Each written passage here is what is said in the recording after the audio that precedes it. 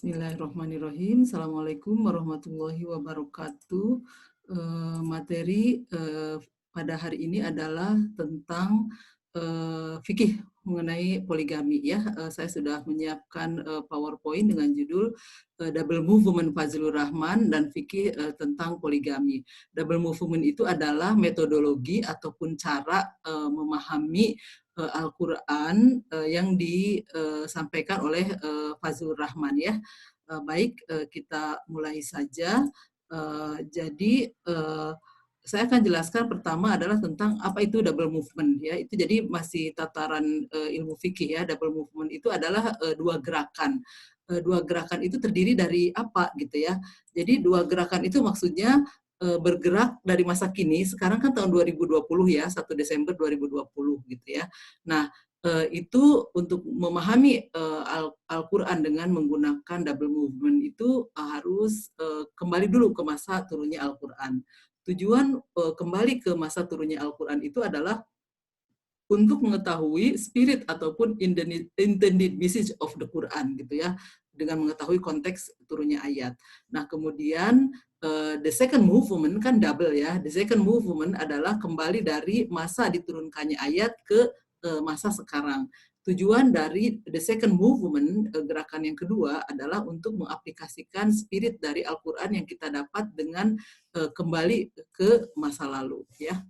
Nah, karena poligami itu adalah perkawinan gitu ya, saya di sini ingin menekankan bahwa bentuk pernikahan yang ideal dan umum yang dianjurkan oleh Islam itu adalah monogami ya.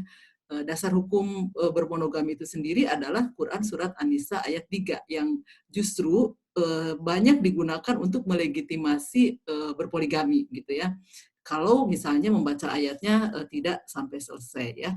Ayat lain yang digunakan untuk dasar mendukung monogami adalah surat Ar-Rum ayat 21 ya. Wa min ayatihi an khalaqalakum azwaja litaskunu ilaiha wa ja'ala bainakum mawaddah warahmah inna fi dzalikal ayati liqaumi yaqilun ya. Jadi di situ Anda suka mendapat undangan pernikahan itu biasanya ada ayat tersebut. Kita sering mendoakan orang menikah itu samawa katanya, sakinah mawadah warohmah, yaitu tercantum dalam surat Ar-Rum ayat 21. Kemudian kalau kita melihat sejarah juga gitu ya, Nabi Muhammad itu bermonogami dengan Siti Khadijah itu lebih lama ketimbang dengan masa poligaminya dengan istri-istri yang lain gitu ya. Nah, kemudian mari kita membahas tentang poligami. Tadi ketika sebelum share screen saya sudah survei, jawaban Anda adalah bahwa poligami itu boleh gitu ya. Nah, di sini saya akan memberikan fikih yang lain yang belum Anda ketahui ya. Jadi saya kategorikan umat muslim itu kepada 3 kelompok dalam pemahaman mereka tentang poligami gitu ya. Jadi tadi Anda mengatakan boleh ya. Jadi kelompok pertama membolehkan poligami dengan metodologi apa? Literal dan parsial gitu ya. Nah, demikian halnya ada yang fikih yang kedua. Fikih yang kedua itu membolehkan dengan syarat adil. Tadi juga sudah disebutkan ya, ada yang menyebutkan bahwa poligami boleh ketika suami berbuat adil. Nah, itu adalah termasuk kelompok fikih yang kedua gitu ya. Metodologinya literal dan parsial. Namun ayat yang dikutip panjang gitu ya. Nah, yang mungkin belum Anda tahu, ada juga kelompok yang mengharamkan poligami gitu ya. Nah, itu berdasarkan pemahaman ayat dengan kontekstual dan komprehensif ataupun double movement yang akan saya jelaskan ya, karena memang Anda yang itu yang belum tahu. Kalau yang boleh itu Anda sudah tahu ya. Kemudian dasar hukumnya juga ya. Nah, kalau di Indonesia sendiri mayoritas ya pandangannya fikih yang tengah-tengah ini membolehkan asal adil gitu ya. Walaupun ada juga yang membolehkan saja gitu, tidak menekankan keadilannya gitu ya. Nah, Quraish Shihab sendiri seorang mufasir terkenal di Indonesia, beliau berpendapat bahwa poligami itu merupakan pintu darurat gitu ya. Kalau misalnya Anda pernah naik pesawat, di pesawat itu ada pintu darurat, tapi dia hanya boleh dibuka ketika ada emergensi. Emergensi itu misalnya kebakaran ataupun thunderstorm ya, atau badai yang bisa membahayakan gitu ya. Jadi hanya sebagai emergensi saja. Kemudian kalau misalnya memahami hadis Rasul juga ada beberapa hadis Rasul yang memerintahkan kepada sahabatnya untuk memilih 4 dari istri yang ada dan menceraikan selebihnya. Itu merupakan pendekatan Islam secara tadriji ya. Tadriji itu adalah yang secara pelan-pelan gitu ya, bertahap untuk menghilangkan budaya poligami yang merupakan budaya jahiliyah sebelum Islam ya.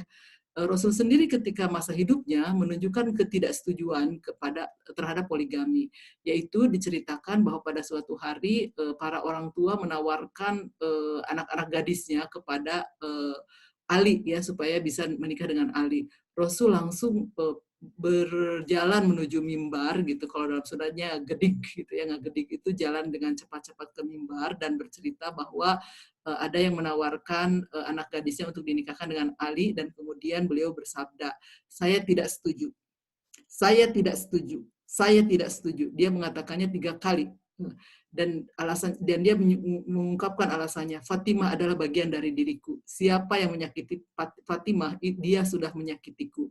Kalau Ali ingin menikahi gadis-gadis yang lain, maka ceraikan dulu Fatimah. Jadi di situ menunjukkan oposisi ataupun penentangan Rasul terhadap poligami gitu ya. Lebih baik bercerai daripada berpoligami gitu. Nah, ini mungkin jarang diungkapkan ya. Oke. Tadi saya sudah mengklasifikasikan fikih tentang poligami itu kepada 3 ya, kepada 3 kelompok. Nah, kelompok yang pertama itu ini kan tentang ilmu fikih ya. Ilmu fikih itu adalah bagaimana cara memahami atau menghasilkan fikih. Metodologinya itu adalah metodologi yang digunakan oleh seseorang itu akan mempengaruhi hasilnya. Misalnya metodologi yang digunakan oleh kelompok pertama yang membolehkan poligami itu adalah parsial dan literal ya. Jadi parsial itu bagaimana? Parsial itu enggak seluruh ayat gitu ya. Misalnya surat An-Nisa ayat 3. Dia yang kelompok pertama yang membolehkan itu hanya merujuk kepada ini saja, tidak dari awal tidak sampai akhir. Jadi fankihu mato balakum minan nisa'i matna wa thulatha wa ruba'. Itu kelompok pertama ya. Nah, kemudian kelompok kedua membolehkan juga, tapi dengan syarat adil, dan itu menggunakan metodologi parsial juga dan literal gitu ya. Nah, tetapi lebih panjang ayat yang dikutipnya, yaitu dari sini, fankihu mato balakum minan nisa imatna wa thulatha wa ruba' fa in khiftum alla ta'dilu fawahidatan. Jadi menikahlah dengan perempuan yang kamu sukai 2, 3 atau 4. Kalau misalnya engkau khawatir untuk tidak berbuat adil, maka 1 saja. Nah, itu ya selesai untuk kelompok pertama dan kedua. Kelompok pertama parsial dan literal dari fankihu mato balakum sampai sini, sampai waruba. Yang kelompok kedua fankihu sampai fawahidatan.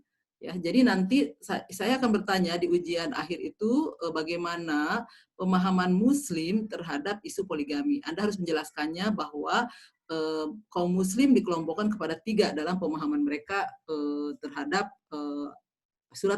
terhadap Al-Quran, yaitu yang pertama yang membolehkan dengan dasar hukum fankihu atau balakum minan nisa'i masna wa thulatha wa ruba'. Kelompok kedua membolehkan dengan syarat adil, yaitu fankihu mato balakum minan nisa'i masna wa thulatha wa ruba' fa in khiftum alla ta'dilu fawahidatan ya gitu. Nah, kemudian sekarang saya akan menjelaskan yang ketiga yang mengharamkan. Nah, yang mengharamkan ini agak lama menjelaskannya karena dia pakai double movement, oke? Jadi kalau pakai double movement kita kembali dulu ke masa lalu ya kan, mari kita lakukan the first movement ya kan, double movement. The first movement itu adalah kembali dari masa sekarang ke masa lalu ya, yaitu ke masa turunnya ayat. Sebetulnya asbabun nuzulnya ayat ini itu adalah tercantum di dalam surat An-Nisa ayat 2 ya. Kita lihat surat An-Nisa ayat 2 itu adalah tentang apa ya. Jadi di sini diceritakan bahwa pada masa turunnya ayat itu, ayat ini turun setelah umat muslim kalah perang gitu ya. Yang kalah perang tuh Uhud atau Badar ya. Sepertinya Aduh, satu tadi malah yang jauh tuh. Uhud ya atau Badar. Oke, pokoknya setelah dia kalah perang ya. Nah, karena kalah perang banyak umat muslim itu yang syahid ya, meninggal di medan perang, meninggalkan istri mereka menjadi janda dan anak mereka menjadi yatim. Nah, sebagian Rasul memerintahkan sebagian sahabat yang masih hidup untuk memelihara anak yatim dan janda ini dengan cara mengurusi hartanya gitu ya. Nah, di antara sahabat yang mengurus harta anak yatim ini ada yang kurang amanah. Mereka memakan harta anak yatim itu dan atau mencampurnya dengan harta mereka. Nah, anak yatim itu mungkin tidak tahu gitu ya bahwa harta mereka itu di apa namanya dimakan atau dicampur oleh pengelolanya gitu. Tapi Allah Maha tahu ya. Tapi Allah Maha tahu ya.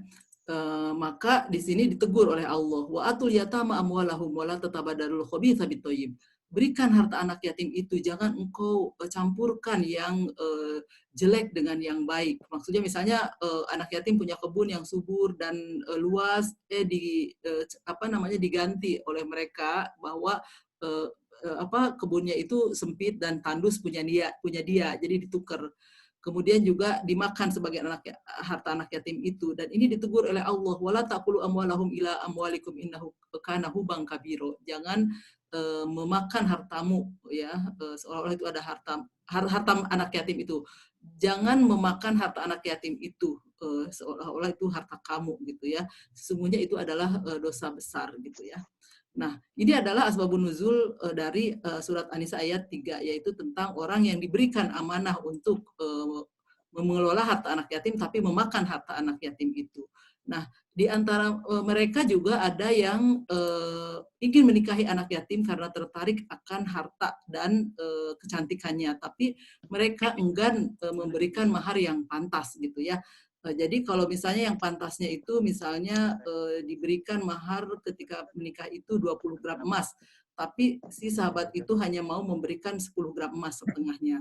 Nah, kalau misalnya si sahabat tersebut menikahi bukan anak yatim, mungkin si anak tersebut bisa ngadu kepada ayahnya dan ayahnya bisa ngangkat pedang. Jangan macam-macam, bayar mahar yang ma'ruf gitu, yang seperti biasanya 20 gram. Tapi kalau anak yatim kan dia tidak punya pelindung gitu ya. Nah, karena ada kecenderungan berbuat tidak adil kepada anak yatim, maka Allah menurunkan surat An-Nisa ayat 3 ini, yaitu wa in khiftum alla taqsitu fil yatama. Jadi kalau engkau khawatir tidak dapat berbuat adil kalau engkau menikahi anak yatim, nikahi saja perempuan lain 2, 3 atau 4 gitu ya. Jadi ini tuh bahasa Sunda mah ini nyungkun gitu ya, nyindir gitu ya. Menyindir jadi intinya tuh harus menegakkan keadilan, karena kalau menikahi orang perempuan lain mungkin dia akan lebih bisa berbuat adil dengan memberikan mahar yang sebisanya gitu ya. Nah, di sini tadi saya katakan nyungkun itu nyindir gitu ya. Nyindir kalau saya juga bisa nyindir ya sebagai dosen kepada Anda. Jadi nyindir saya kepada Anda begini. Misalnya Anda sekarang ngambil mata kuliah 10 ya dalam satu semester.